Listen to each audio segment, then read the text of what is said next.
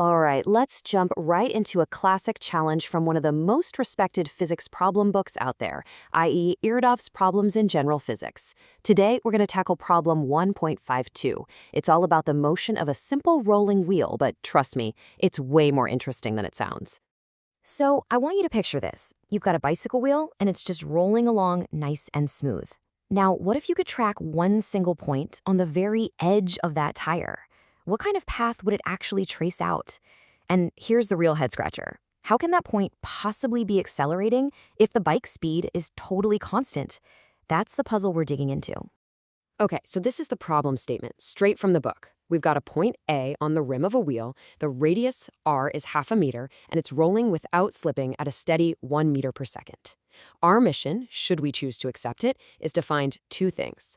First, the acceleration of that point A, both how strong it is and which way it's pointing. And second, the total distance that point travels between the times it touches the ground. So here's how we're going to break this down. We'll start with the basics of the problem, deconstruct the motion, solve for that acceleration, then figure out the path of point A to calculate the distance. And finally, we'll wrap it all up with the key takeaways. Sound read? Let's get started. All right, first up, the rolling wheel problem. Before we even think about touching a formula, let's make sure we're all on the same page about the physics of what's actually happening here. Okay, listen up, because this next phrase is the absolute key to the whole thing, rolling without slipping. What does that actually mean? It means that for a split second, the very bottom point of the wheel that's touching the ground isn't moving at all. It's instantaneously at rest. And that one little fact gives us this beautiful, crucial link. The forward speed of the wheel's center, v, is directly tied to how fast it's spinning, its angular velocity omega, times the radius r. Okay, now for the fun part. Let's deconstruct this motion. The easiest way to think about something that's both moving forward and spinning is to, well, just separate those two ideas. We're going to treat it as two simpler motions happening at the exact same time. Just moving forward, which we call translation, and just spinning in place, which is rotation. So think about it like this. On one side, you have pure translation. Imagine the wheel is on a super slippery patch of ice, just sliding forward without spinning at all. Every single part of it moves forward with the same velocity, v. Simple enough, right? Then, on the other side, you have pure rotation. Picture lifting the wheel up and just spinning it in the air. The center stays put, but every point on the rim is zipping around with the speed v. Real rolling? It's just adding those two ideas together. That's it. All right, with that foundation laid, I think we are ready to tackle part A of the problem. Let's solve for that acceleration. So, let's put on our physicist hats for a second. We've got this point A, and it's moving in a circle on the rim. Where could its acceleration possibly be coming from?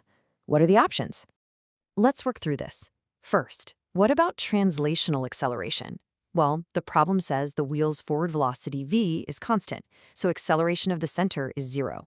Scratch that one off the list. Second, what about tangential acceleration, like speeding up or slowing down the spin? Well, remember our rule, v equals omega r. Since v and r are constant, the spin rate omega has to be constant too, so no tangential acceleration either. So what in the world is left? Just one thing, centripetal acceleration. That's the acceleration that's always there in circular motion, the one that keeps changing the direction of the velocity. And this is the big reveal for part A.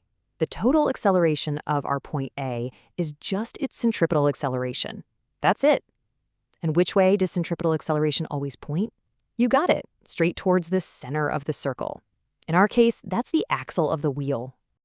Now, the formula for centripetal acceleration, the problem calls it W, is pretty famous. It's v squared over r. We know v is 1 meter per second, and r is 0.5 meter. So let's just plug those numbers right in. That's 1 squared, which is just 1, divided by 0.5. And that gives us our answer, 2.0 meters per second squared. And don't forget the direction. That acceleration vector is always pointing from our point A right back to the center of the wheel, no matter where it is on its journey. Awesome. Part A is done. Now let's move on to part B. This is where we get to figure out the actual path that point A traces through space. And honestly, this is where it gets really, really cool. So you might think the path is a circle, or maybe some kind of sine wave, right? Nope. The path traced by a point on a rolling wheel has its own special name. It's called a cycloid, and it makes this series of beautiful looping arches. So that brings us to the final piece of the puzzle. We need to calculate the actual distance traveled along one of these cycloid arches, from when the point leaves the ground to when it touches down again. Yeah, just to be super clear on what we're solving for, the problem wants the total distance s that point A travels between two successive moments it touches the ground. In other words, what's the length of one of those arches?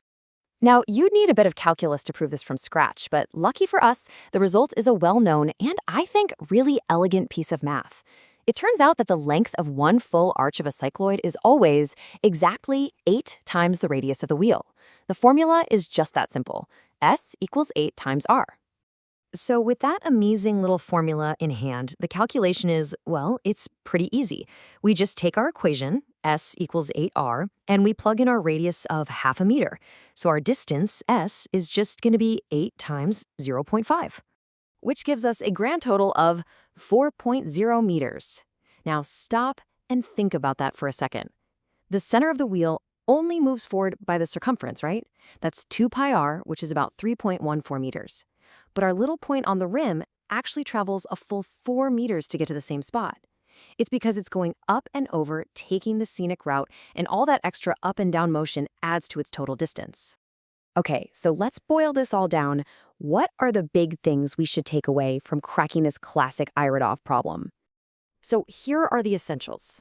First, the acceleration of any point on the rim of a steadily rolling wheel has a constant size, v squared over r, and it always points straight to the center.